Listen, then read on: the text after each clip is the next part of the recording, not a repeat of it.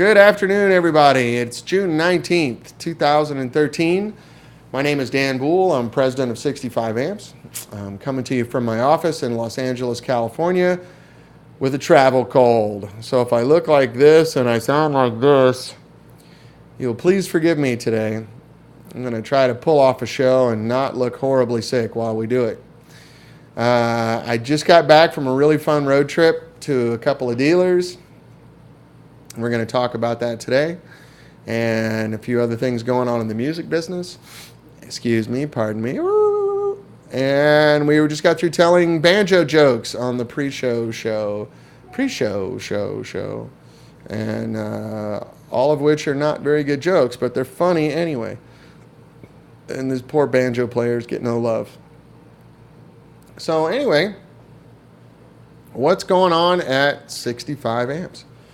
Well, I just got back, as I said, from a really nice road trip.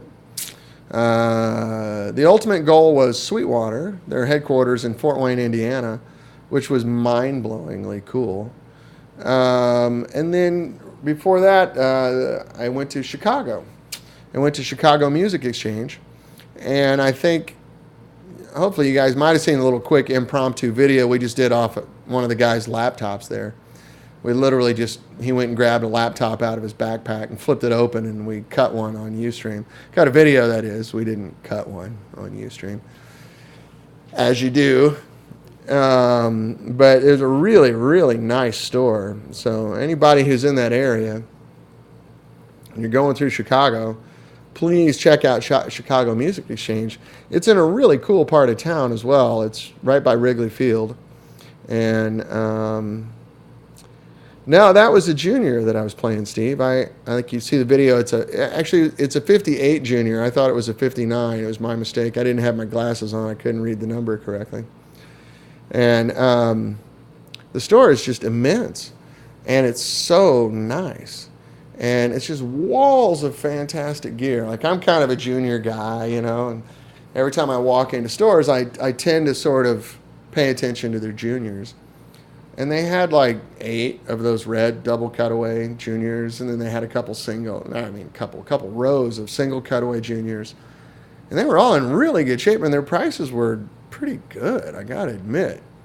That guitar that I was playing on the video was $59.95 was on the tag. I'm sure if you had cash, you could do better. I'll vouch for that guitar. It sounded incredible. Just incredible. And it played perfect. And the finish was still really good. It was nice. 58, so whatever that is. 60, what year is this? So it's a 60, almost a 60-year-old guitar. 55-year-old guitar. And it sounded right. I mean, it was just really, really good. So, let me get this camera adjusted a little better here. So anyway, Chicago Music Exchange. Awesome. Where do we purchase, Tom Fox asked a funny question. Where do we purchase pre-owned pickups that Dan Boul formerly used in his guitars? They're all right here in my drawer. I keep them. I'm a pickup hoarder. Speaking of pickups, I had a really nice conversation this morning with Ron Ellis on my way into work. For those of you guys that don't know, I will stick my neck out and say these are the best pickups I've ever heard in my life.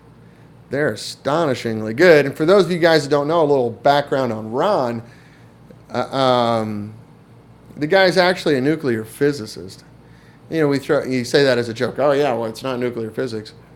For Ron, it actually is. He is a nuclear physicist. And he's dedicated a good chunk of his adulthood to analyzing. Yeah, Cliff, they're the best I've ever heard. I don't want to say names on the show. You can type it, but I don't want to say it. But they're astonishingly good. Astonishingly good.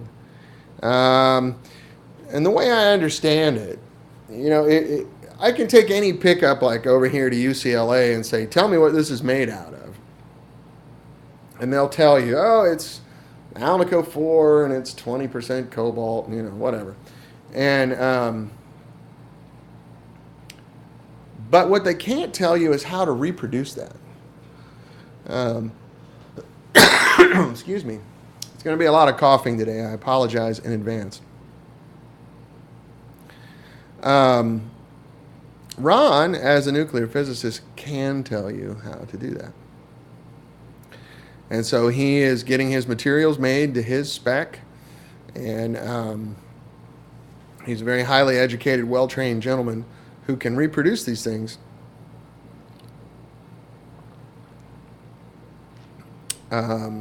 Extremely well. Sounds like I'm taking bong hits. Yeah.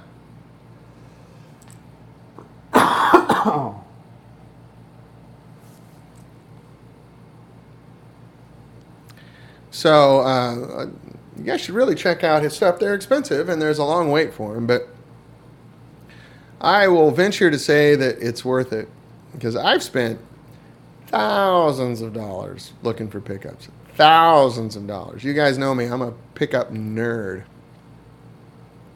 And I play his and go, okay, I'm done. I'm done. I don't need any more pickups. I've really honestly quit looking for pickups.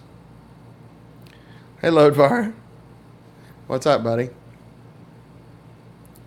So, anyway, check out Ron Ellis. I think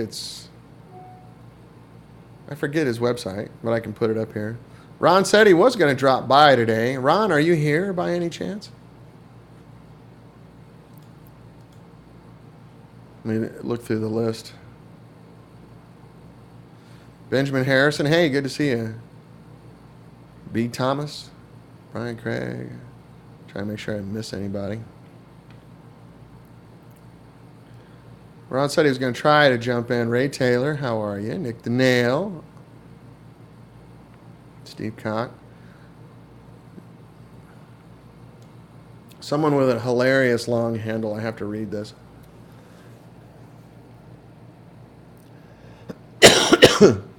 So a gymnast walks into a... I can't see it. So a gymnast walks into a bar. Get it? That's funny. That's very good. That's the best handle I've seen in a while. You don't see a website for Ron? Let me look here really quick while we're on the phone. He might only have that. It comes right up when I do it. Maybe he doesn't have a web page yet. There's a lot of companies that are not doing websites anymore.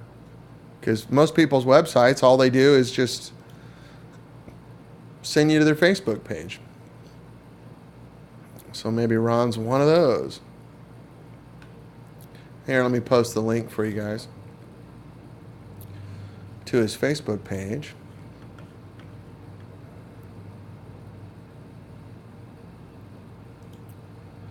Allow links. Yeah, it looks like he might just be Facebook. All right. There you go. Enjoy. Tom Fox says, I like the red pill. I don't know what that means, but I like it. Tom also asked, what's the deal with the Seymour Duncan Silver Zephyr pickups? You know what? I've honestly never heard them. Yeah, I put the Ellis humbucker in my Les Paul. It's perfect. I haven't done the Strat and Telly ones yet because I'm just too buried. I've played those pickups in other guitars. I know what they sound like. They're ridiculous. They're so incredibly good. Oh, you like the Sweetwater. Okay, cool. Oh, the thing's jumping around. The chat room's jumping around here. God darn it. Rob Clute asked, good question. What EF86 tube brands does 65 use in production amps? We use the Gold Pen Electro-Harmonix EF806. Um, Loadvar, I'd love to hear. I'd love to hear what you're doing on your recording. Feel free to send it to me. That'd be great. I'll share it on the show, definitely. It's very cool. I got my little funky readers on. If you're in need of an EF86, it's, an EF86 is the deal with the devil tube. It sounds so good, we tolerate a lot of bad behavior from them. Just what it is. No one can make a preamp tube with 3 grids on it that's quiet. So they do go bad quicker than normal tubes. But you can buy them at newsensor.com, which is actually Electro-Harmonics. It's the same company. And you can buy them through Doug's Tubes, I think. Doug'sTubes.com. Doug Preston, my favorite tube dealer.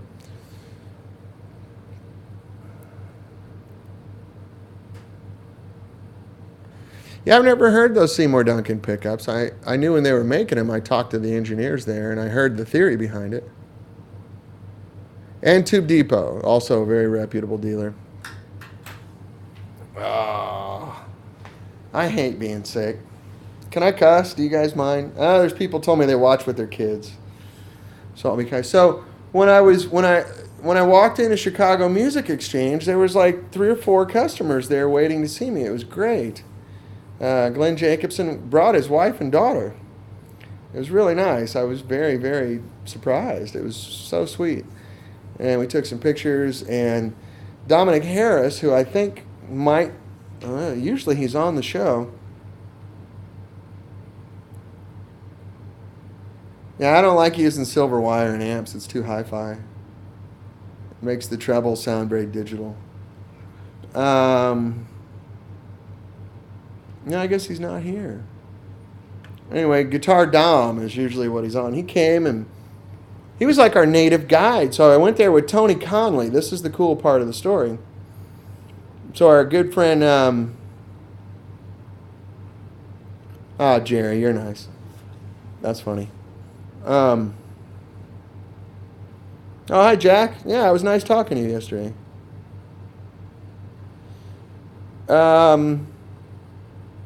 Oh, my pleasure.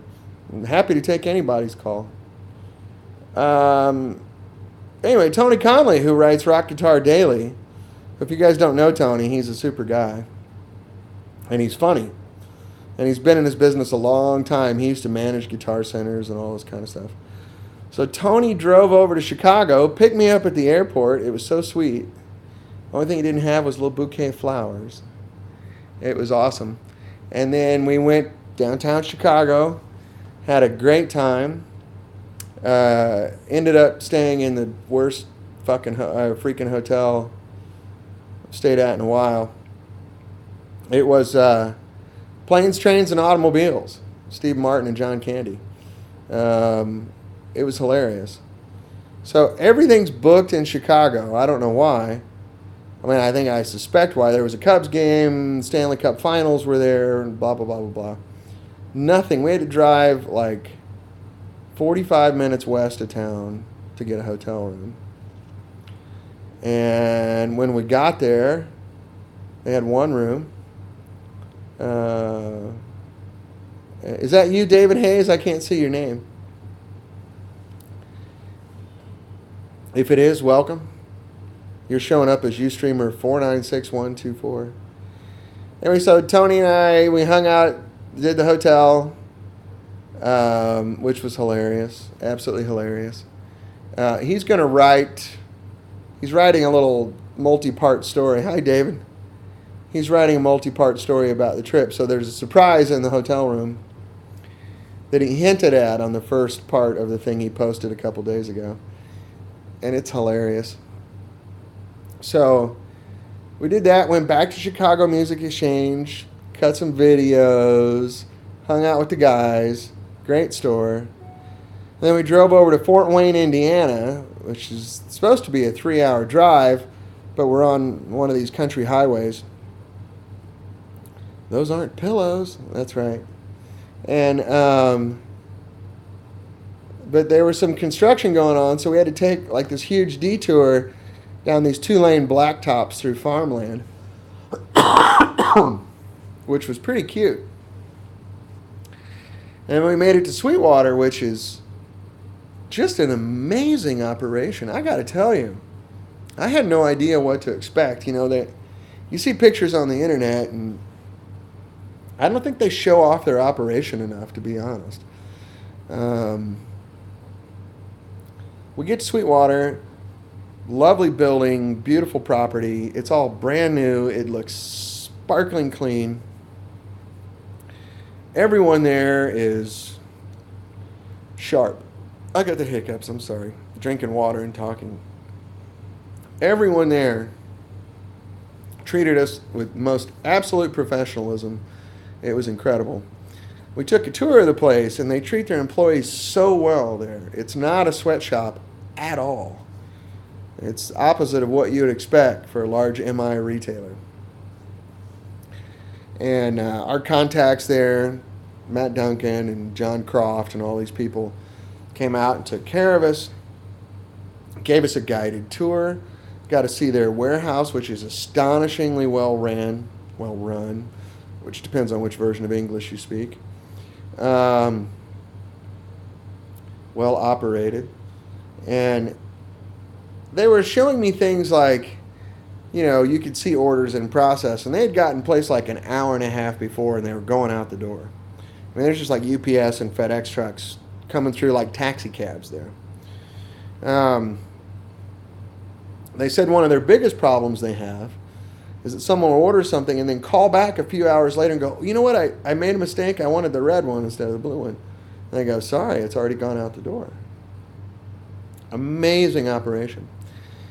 So I got to meet with their sales guys. They have this incredible theater. It's gorgeous. It's like, you know, 250 seats, brand new, modern, incredible sound system with, they have this system, I forget what it's called, it's a Spedinky-Doink system, where they can create the illusion that you're in different audio spaces for everyone. And there's speakers all over the ceiling and the walls. So you can make it sound like you're in a cave, you can make it sound like you're at Dodger Stadium, you can make it sound like you're outside on the beach. It was weird. So I'm up there, you know, sound checking amps, and there's reverb coming out of them. I'm like, what'd you guys do to my amps? He goes, no, that's the whatever system. I can't remember the name. It was astonishingly good illusion. I said, it sounds like it's coming right out of my amp. So yeah, there's 100 small speakers in the wall behind you.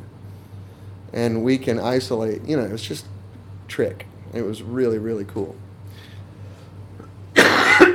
Pardon me.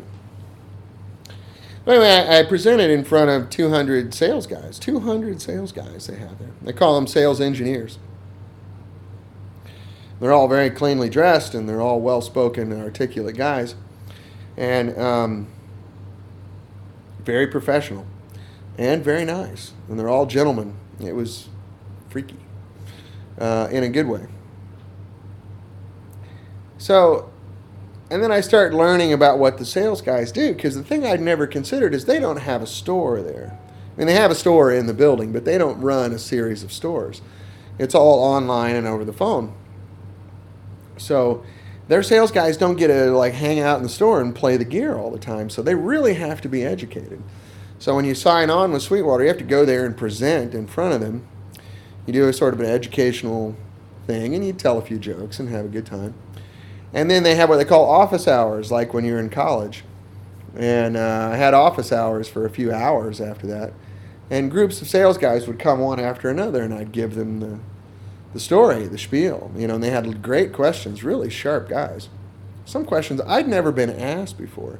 And I've been answering questions about 65 amps for 10 years. I was like, wow, great question. I like that. So what I learned was these guys, they showed me the classrooms where they train these guys. They're in like college classes for 13 weeks before they can pick up a phone. And it's all day. It's not like you go in for a 2-hour thing. They're in class all day long, 8 in the morning till 6 o'clock at night or whatever, for 13 weeks. before they can pick up a phone and go, "Hi, this is Jim from Sweetwater." I've never seen anything like that. Have you guys seen that? I'm hoping this is a good story because there's nothing coming on the chat window. It always scares me when I don't see anything. But Dr. Knoll, you made it. All right. And Frank, how are you, sir? Kirk Fletcher. Guys are logging in. Sweetwater was mind-blowing. Mind-blowing. And, it's like you're in college. They have a big cafeteria. It's really nice. It's not like, here's some guy at a taco truck. It's nice. And good food and coffee and drinks for everybody. They have relaxation areas where they can, play ping pong. And it was all super clean, super well done. They even have a hair salon there. Those guys, they're commissioned salespeople. And Blaine brings up a good point, and I'll go into that. They're commissioned salespeople, so the more they work, the more money they make. And, in our business, you can't be a schmuck. You got to be professional and educated and sharp. And they are. I mean, they get it. Chuck Chirac, who owns Sweetwater. Hi, Peter. How are you?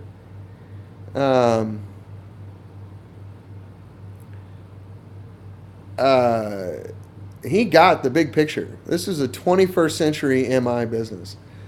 There's nothing old school about it other than kind, attentive service, which is kind of why we decided to do it. I was so impressed with this place before I went there, and now I have.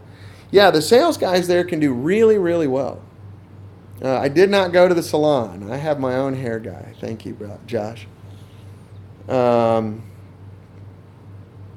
And I'm paranoid about my hair, which is why I don't cut it very much. So anyway,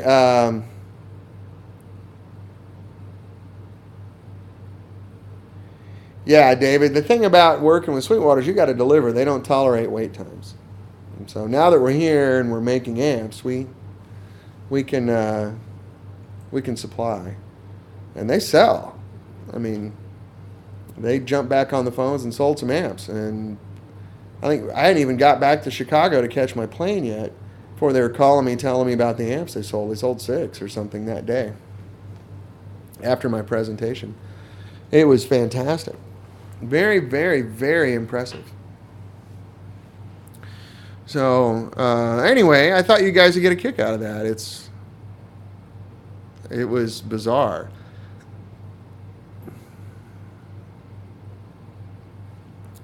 Don't want this to be a job. Well, fair enough. So anyway, if you have any concerns about doing business with Sweetwater, I would say don't. Other big retailers have their faults, It is not a rock and roll place, that's true. But who cares? But, if you have a boutique dealer in your area, then you can go there and play the amp. That's the way to do it. But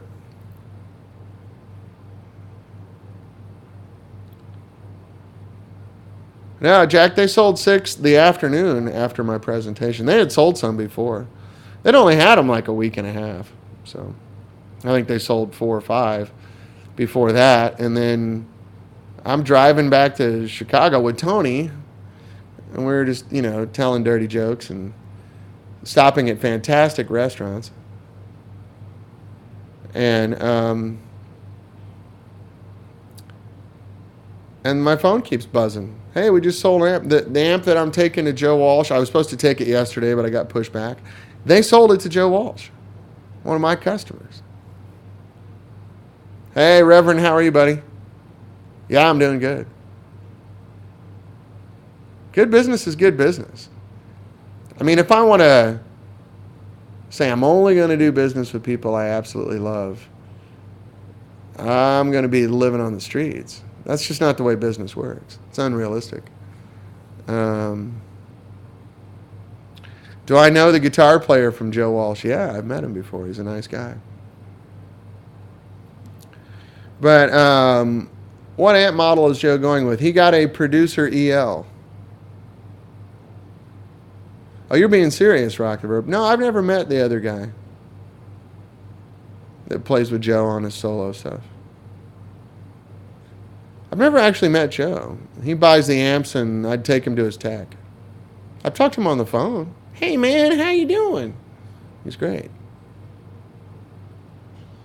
How you doing, man? It's Joe Walsh. Does the increased volume pay off for your business and revenue and other stuff? Well, yeah, that's the goal, is to make money. And so,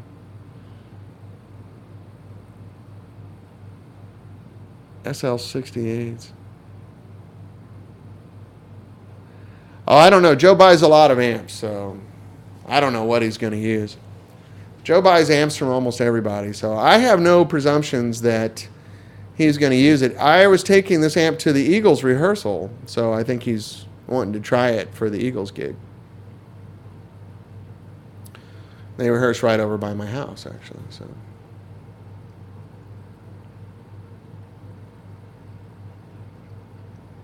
yeah, we want to sell more amps, definitely.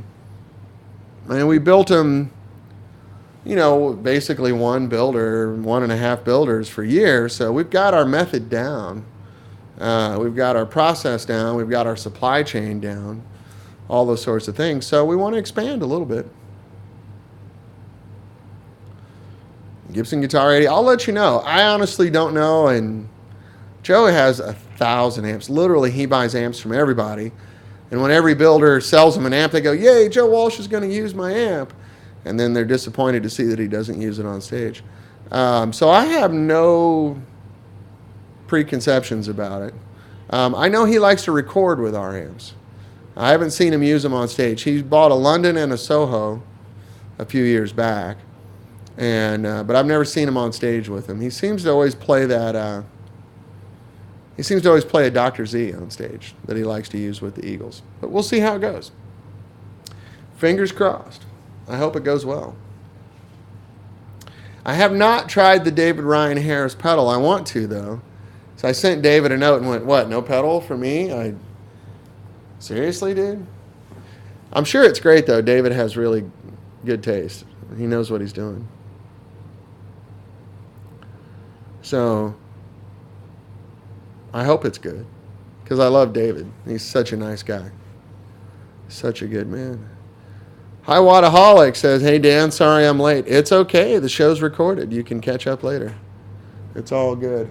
Hey Solomon, I'm doing my show right now. What do you got? I'm going to pick up my amp. Oh, okay. I'm sorry I missed your call. I was doing this other stuff. No worries. So most of this album was recorded with your amplifier. All right. You want to say hi to everybody on my show? I do. Hey everybody, it's Solomon King giving me his new album that he recorded on a 65. Yeah, so listen to the album if you want to hear some good amp sounds. Right on. It's called Train, and for anybody that's thinking about getting a 65 amp, I want to tell you that these guys are great, especially after you bought the amp. Thank you, man. Yeah, so thank you for taking care of me. You look good. I'm feeling good. He's been out in Hawaii for months. Now he's back all relaxed. Hey, what's up, fellas? Well, playing a 65 amp just keeps me chill. That's getting a little gratuitous, but I like it. You gotta like it. And by the way, that free amplifier that you're giving me for this plug, put it right in the back. I'm giving you a free PV. It's right out there. I've played PVs. I never heard of them. I don't even know what I'm saying. Cut. I'm letting you go back to your show, but all right, nice to see you. I'm sorry I missed your call. It's a crazy morning. No, it's all right. So listen to the CD. I will. Give me a call and invite me over for cocktails. Let's do that. I like that a lot. All right, sir. Thanks for dropping in. There you go, Solomon King, everybody. Solomon has a little Elvis and I think he has a little Elvis and a Tupelo. It's a good question. He's a great musician. Been around, played with everybody. And as you can tell, a sweet, sweet guy. Very nice. That's what it's like if you're in LA. You can just come over here. Nick the Nail says, Dan, what would be your go-to 65 amp for grindy tones used in a small? I'd go for Elvis. And super tight jeans. Yeah, he does. He's mature, but he's still a rock and roll guy.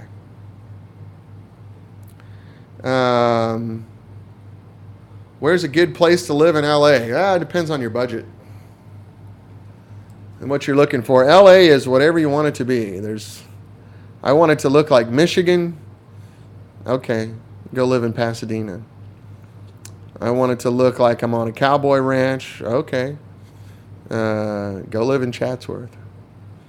I want it to look like I live in the jungle. Okay, live in Topanga Canyon. I want it to look like I live in the desert. Okay. Go live in Moore Park. Go live in Seymour. There's a lot. Just found some old Mullard EL84s and put them into my Soho. What a difference in the sound. Oh, yeah. You can't go wrong with Mullards, man. A Mullard will improve any amp if you can find them. Even if it's not what you would expect. Like put a Mullard 12AX7 in an old Fender. It sounds fantastic. It sounds great. Baseface Josh wants to live in Compton. There you go. You can do it. If you want to live in Norman Rockwell, World War II, pre-World War II, Norman Rockwell painting, live in the Valley where I live. I live in Valley Village. An Easy 80 will work technically, High Wattaholic, but it won't give you much electricity. That's a lower voltage rectifier than an Easy 81. Yeah, look it up. You can see.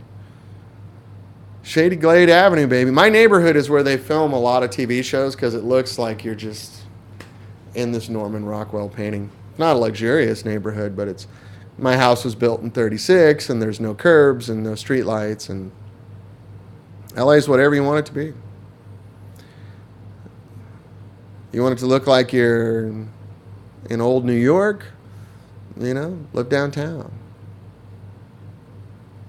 There's lots of places. It's a big city. There's 18 million people in the LA area. The city itself, like the core, is only 3 or 4 million, but the whole LA area, which is called LA, not the city of Los Angeles, but LA, it's kind of like New York is actually 5 towns, right? Even though it's New York. New York is the 5 boroughs. LA is 60 boroughs, So LA is about 18 million people. Okay.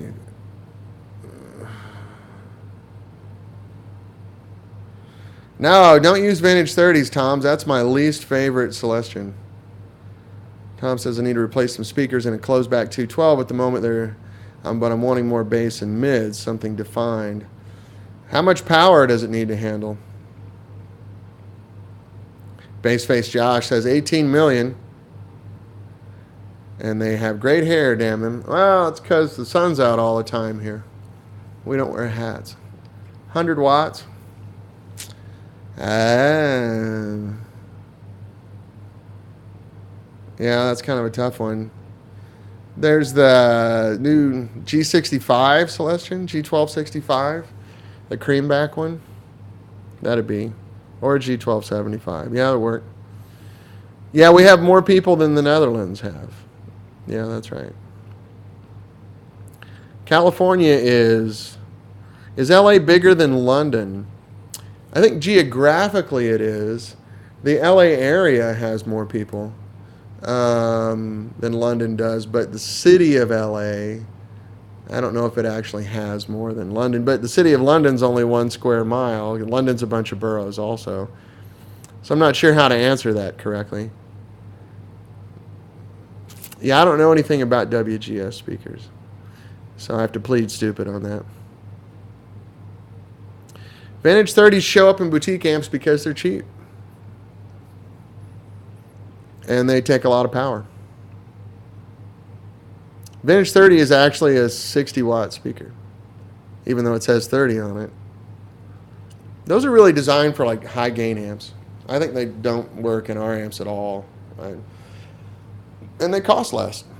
They're cheaper than the G12H30s, which I think are the best sounding ceramic speakers that Celestion makes. And you can kind of think as a general rule, the stuff you see the most common is there because it's affordable.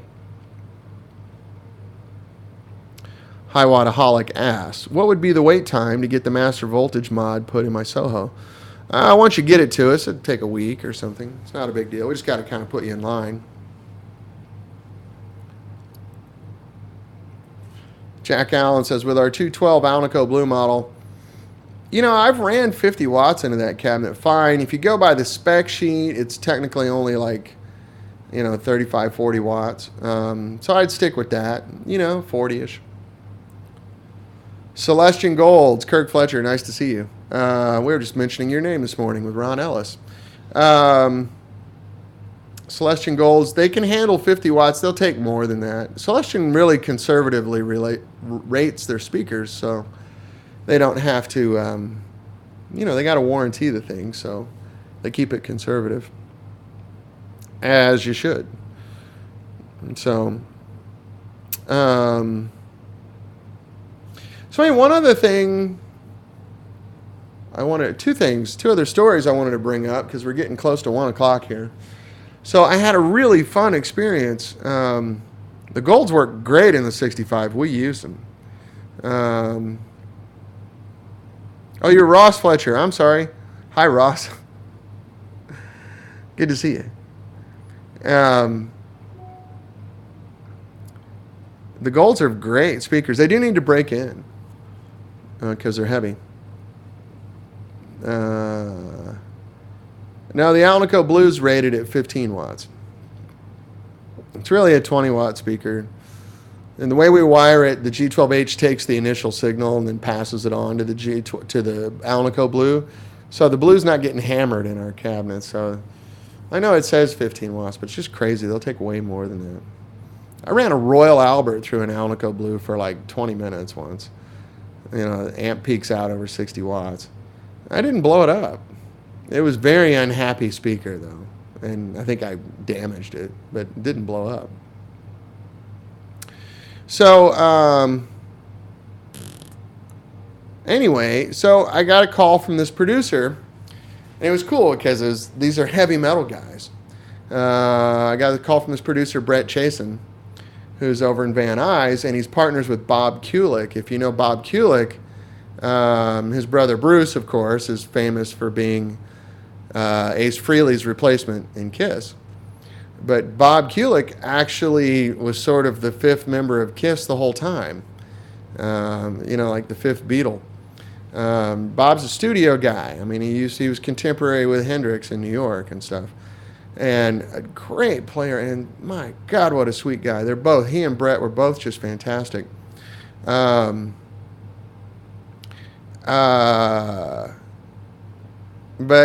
I went in their room, and they have every heavy metal amp you could imagine. It was 25 heads. Wizards and Bogners and Dietzels and, everything right there. And I played through them all, and they sounded, heavy metal. I don't know good from bad, I got to be honest with you. But anyway, they were wanting to get a vintage sound.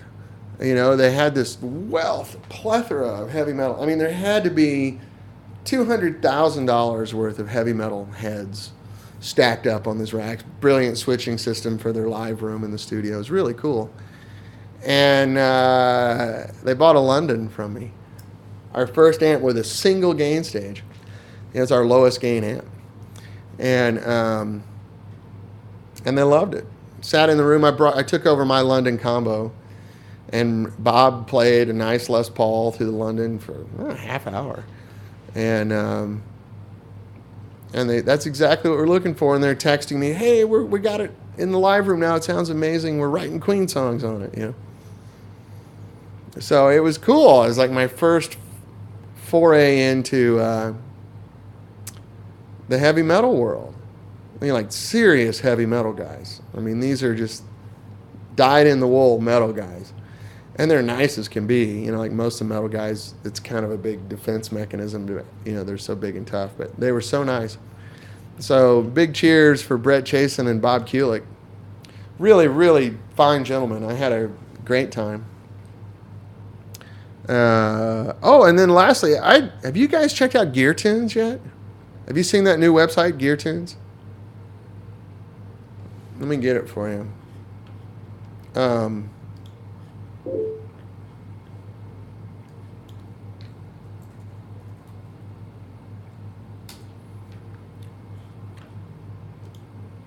It looks like they're just testing gear. They give you the details, no spin whatsoever. I think it just went live yesterday or 2 days ago. And they have vintage gear, new gear. They don't give like a review, like I loved it and it sounded great. And they just play it. They got sound clips up. They show you the signal chain that they're using. And they just kind of run the gear through the paces with no coloring whatsoever. Like there's no personal opinion on it, which that's kind of unique, I think. Because, they've got like dumbbells on there and stuff. I checked out the dumbbell. Let me get it for you. They've got recording gear, guitars, mics, amplifiers, all sorts of stuff. Let me see. Heads. Heads. Different kinds of cabinets, recording nonsense. There's Dumble Overdrive Special. And they have a Dumble Steel String Singer. Let me post the link for you. And the guy just plays it. You don't get any commentary whatsoever.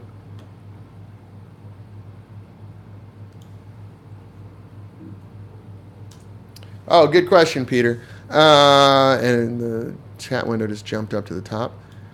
I swapped one of my GH30s with an Alnico Blue. What did you say about the wiring order? Our cabinets, they're wired in series, and I always put the ceramic one first because that takes the initial hit. And since the Alnico is a more fragile speaker, it just saves it that initial transient. So you can push that cabinet harder without hurting the speaker. The speaker order makes a difference. Like if you've ever blown speakers out of a 412 cabinet, you always blow the first one. That's the one that's always getting hit. That's the one that always goes. Anyway, check out Gear Tunes. See what you think. I thought it was a neat format. I kind of know the guys that are behind it, but I didn't really know much about it.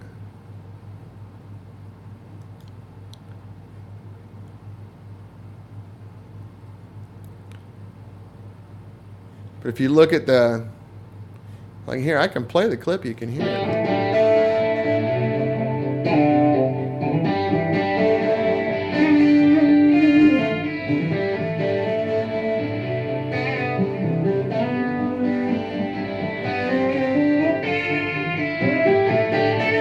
Guy can play.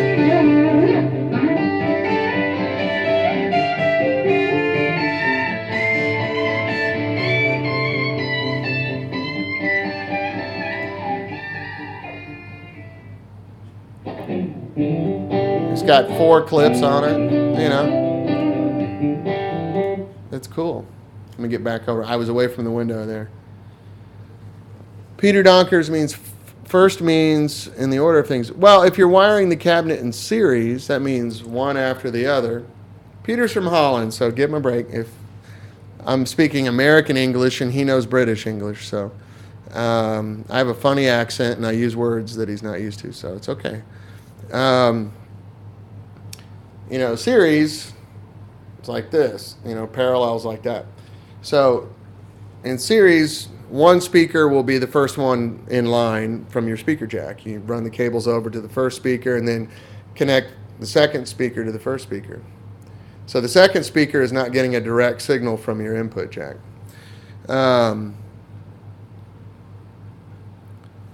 So that's how our cabinet. That's why we get that 16 ohm load that sounds so good. Is we put two 8 ohm speakers,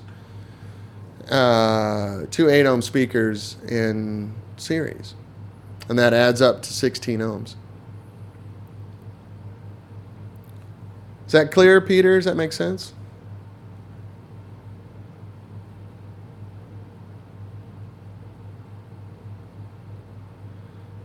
Hi, Wadaholic says, I was wondering if a rattle in a rectifier tube means the tube is bad. If it's rectifiers, kind of just work or don't work. They don't really degrade much. Usually they just fail. If it's rattling, it means it wasn't made very well. The tolerances aren't very good. So the spacers are hitting up against the glass. There's play in it. Rock the Verb asks, okay, cool. Just let me know, Peter. Much difference between using an 8 ohm cab and a 16 ohm cab with your amp since you have the 8s. The 16 ohm tap will sound better. You're going to hear more detail. It's going to be a little bit more responsive. It's going to be clearer. 8 ohm is going to get a little bit like that. You can still hear me okay, right? And then when you go down to 4 ohm, it even gets worse. So the way we have used very complex, nice transformers, so the only way you're going to hear it is if you use the tap. And the way the output transformer is constructed, the top of the stack is 16 ohms, about a third of the way down is 8 ohms, so you're not getting this much of the wind. You're not hearing it. And 4 ohms is down in, 2 ohms is almost down at the bottom. And you've got 2 of my 212 cabinets in parallel, Peter. So you're running 8 ohms. Yeah, that'll work great.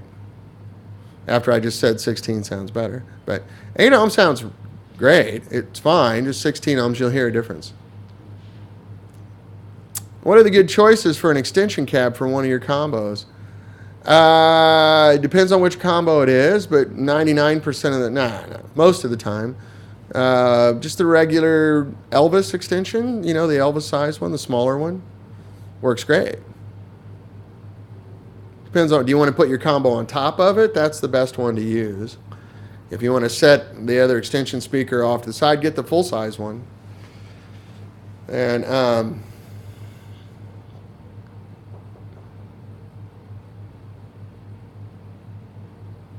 that'll work. What combo do you have? You had a buzz in the cab. Took you a while to figure it out. Yeah, wood can start to rattle after a while.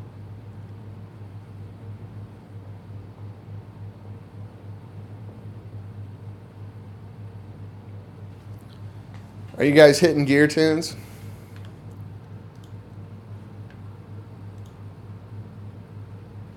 It's really cool, I think. I just kind of checked it out, and I got lost in there for about 45 minutes.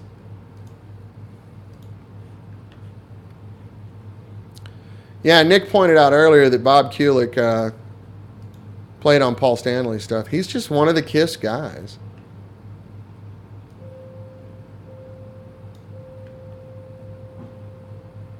So I thought it was cool to have something that at least appears to be unbiased.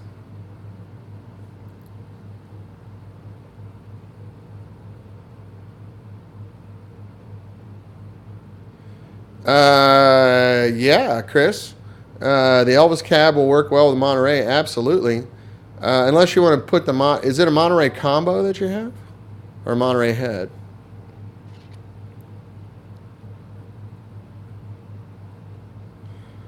I'd go with the full-size one if you got a head. If you got a combo, get the full-size one because you can stack. The Monterey combo is a little bigger than the Elvis cab. Is this for playing out live or for playing at home? If you're going to play live, get the full-size one. It throws a lot better. The Elvis one's great for small venues and oh yeah, live. Go for the full-size one. The Elvis one's great when playing at home because it's really chunky. But you don't want all that bass on stage. That just means you're going to have to turn your amp up louder to be heard, which will piss off everyone in your band.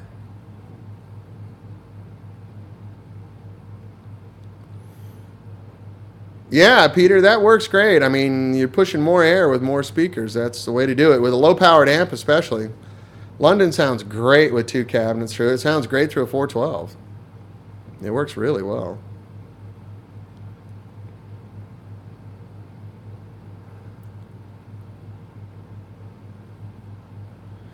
I just really only recommended the Elvis. You know, it depends on how quiet you're playing and what kind of grindy tones. I'm assuming you want some sort of Britishy, Marshall-y kind of things. Elvis is the best bet for low power. It's only 12 watts, and it sounds big. It sounds huge, but it's only 12 watts. That or London Pro. London Pro is really dirty. I should have mentioned that too. London Pro would probably be another good choice, or the Red Soho. Either one.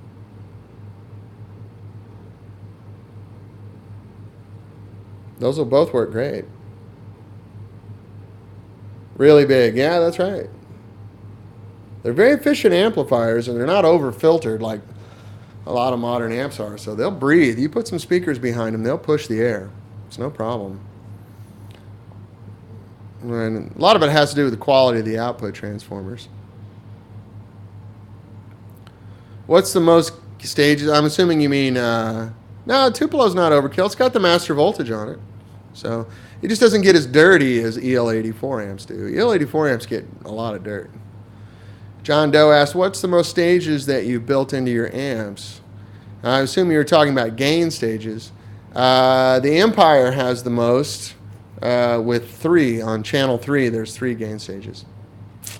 Other than that, most of them are 2 with a cathode follower after them. So anything beyond that, you kind of start getting... your bass player gives you the stink eye. Nice. Then you're doing your job. And you're doing your job, Peter. Kid Gloves. Can you put the 20-watt Ventura through a 100-watt 412 cabinet? Absolutely. No problem. It'll get a little darker because that's a lot of magnets to push. But it sounds great. It sounds great. Little Elvis filled up Sweetwater's theater. Yeah, I did a pretty good job. Tom asked, what's an X pattern config in a cabinet? For a 412, if you're mixing speakers, you do an X pattern. You know, like 2 of these speakers here and 2 of those speakers there. How is the Tupelo different from the Ventura? Good question. Is it just blue line versus red? No, they're really different amps. Different circuits, different transformers, different everything. The Tupelo is really similar to an Elvis in functionality. The circuit's pretty close. Transformers are very different than an Elvis. Whereas the Ventura started out as me doing the color channel from our London into 6v6s. And then we added a 12AT7 after that to gain it up for the dirt. Because the 6v6s don't break up near as easy as an EL84 does. So they're really different voice. Tonally, the Tupelo you can think more of as it's a lot more modern sounding amp. It's not modern, but it's more modern than the Ventura, which is really, really vibey, vintagey sound. 50s, early 60s kind of vintage. Whereas the Tupelo's sort of mid-60s up through the mid-70s kind of sounds. Tupelo will get dirtier also. A little dirtier. Sweeters. Tony typed Sweeters. That's now their name. I'm going over to Sweeters. Sorry, I keep getting distracted by gear tunes here. There's some cool stuff, man. If you look at guitars, electric guitars. Oh, that wasn't it. They've got some weird ones in here. It's not the strongest part, but they've got stuff you're not going to see much of, like Nash. But they're really, in the amps, they've done a lot. There's a lot of cool amps in here. Cornfords and a bunch of cool stuff I just don't know anything about. I mean, there's some poo-poo too, but they got a nice variety here. Even got a Jazz Chorus 120. They got a Trainer. There's a couple guys making Dumble clones, of course. And a bunch of weird stuff. I haven't looked in effects yet. I'm curious how many pedals are on the distortion pedal page.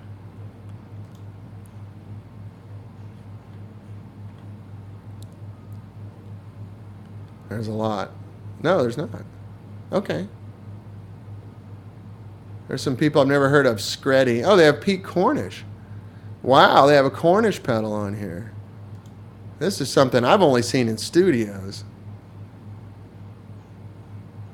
Cornish stuff is like the Uber pedals. I've never seen this before. You want to see some special design speakers by 65? I don't know, man. The ones that I get, I really like. Kid Gloves 2112. Can you make an amp with extra gain stages which can be switched on or off? Go from a single gain to multi-gain. Yeah, well, we do that in the Empire already. But yeah, it's a lot easier on a printed circuit board, definitely. It's a lot of wiring and relays and all kinds of stuff. It's kind of hard to do. The Empire switching took us like 6 months to get right at. That's right. Yeah, Gilmore is the guy of Pete Cornish. There's a John Shanks here in town, who's the biggest pedal guy I've ever met in my life, producer. He has a bunch of Cornish pedals, and they sound stupid. Yeah, you can go clean to really heavy. I mean, it's just adding gain stages.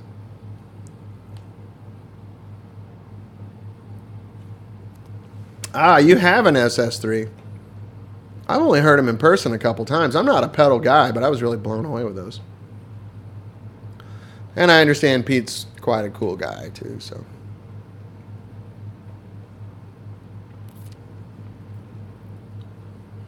Well, anyway, fellas, it's about 10 after 1. My cold is kicking my butt. And have I experimented with PCB trace gauges and how they affect sound? Yeah. The heavier the trace, the better up to a certain point. I mean, the prototype I built was with 4-ounce traces. I couldn't really hear any difference over a 2-ounce trace. Most of your imported amps are 1-ounce or half-ounce traces. So it seemed to get better up to about 2 ounces, and then beyond that, all you're really gaining is ruggedness, which is cool. That's a good reason to do it. Could you give the website for the t-shirt? Oh, yeah, Gear Music. Hang on a second. Gear Music in Toronto.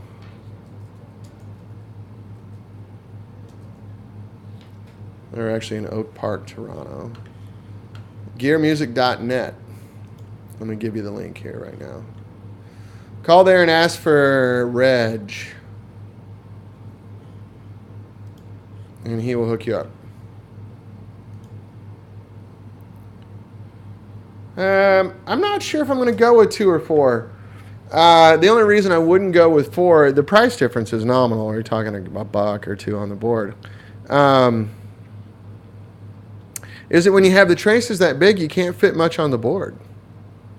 I run out of space really quick. Now, 4-ounce copper trace is more copper than what's in the wire that I use for my hand-wired amp. So 2-ounce trace is pretty similar. It's almost the exact same amount of copper that's in the wire that I use in the hand wires. So I'd like to go with a 4-ounce, but it was tough to fit it all in the way it was. And if I want to add more features, I might have to just go to 3-ounce because the traces are like that wide. I mean, they're huge. Bob Dragich. Hey, how are you, Bob? I didn't know you were here. If you made the Elvis in both PTP and PCB, what would be the main tonal difference? Well, there's a lot of variables there. We made a London Pro on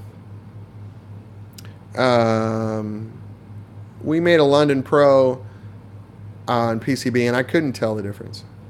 But we did it with 4-ounce traces, using the exact same parts, exact same components. I think if I made them like most printed circuit board amps are made with 1/2-ounce or 1-ounce traces, the amp would definitely feel different and sound different. I think you'd lose a little bit of clarity, you'd lose a little bit of purity. Nothing dramatic. I mean, but it would definitely not be the same. Um, the thing about a hand wired amp is everything's not on the same ground plane. So you can move the wires around and tweak, which you can't do on a printed circuit board. But the way I want to make printed circuit boards, I don't think you'll hear the difference. Yeah, Zendrive's good with a Monterey. I've actually played that combination. That's good.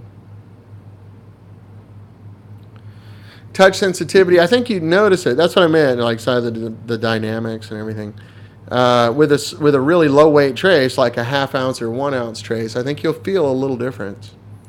Just the range is narrower. You don't get the high dynamic sensitivity and the lowest dynamic sensitivity out of it.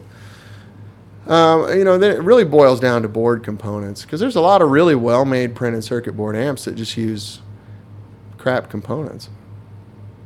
So if you're using cheap transformers and cheap capacitors and Chinese resistors and stuff, it affects everything. There's no way around it. Materials matter. And Thai food, man, I don't know. I'm about ready to pass out, though. I could. Thai food would be good. So I'm down here by the microphone so I can speak in my I've got a cold voice. Yeah, you notice some things like that. For me, Bob, the thing that I notice about PCBs is, they're narrower sounding. They don't respond the same. I don't know if it's better or worse, but they don't respond the same. Excuse me. As a good hand-wired amp does. So,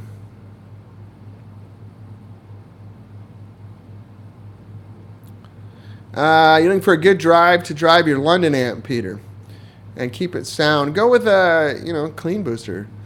I'm a big fan of the Strymon OB1. It's a booster with a compressor built into it. I think it sounds great. There's a lot of clean boosters out there that work really. I know Robert Keeley makes a couple that are really nice. The Timmy's good. It's not real transparent. Kind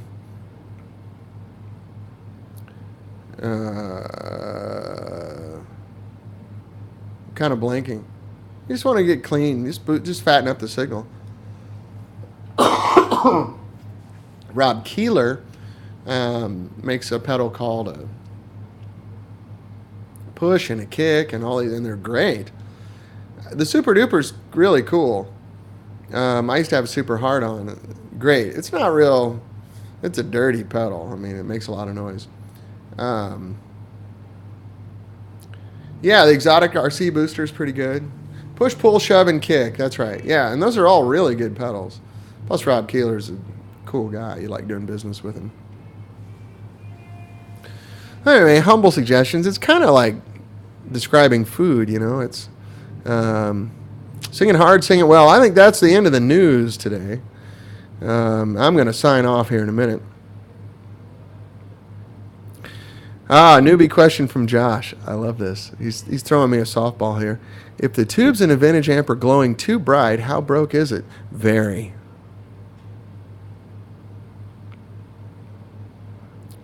What would you recommend for a bluesy Gilmore tone? B. David Gilmour.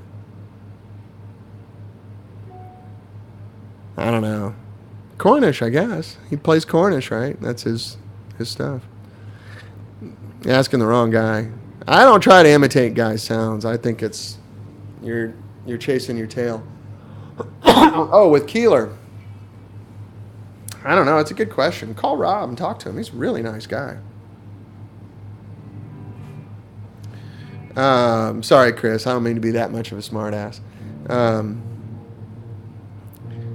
Oh, you really do have a broken amp. Well, a bright glowing tube doesn't really mean much. Unless it's glowing red, then it's what's called red plating, which means it's about ready to blow. They usually sound great right before they do that.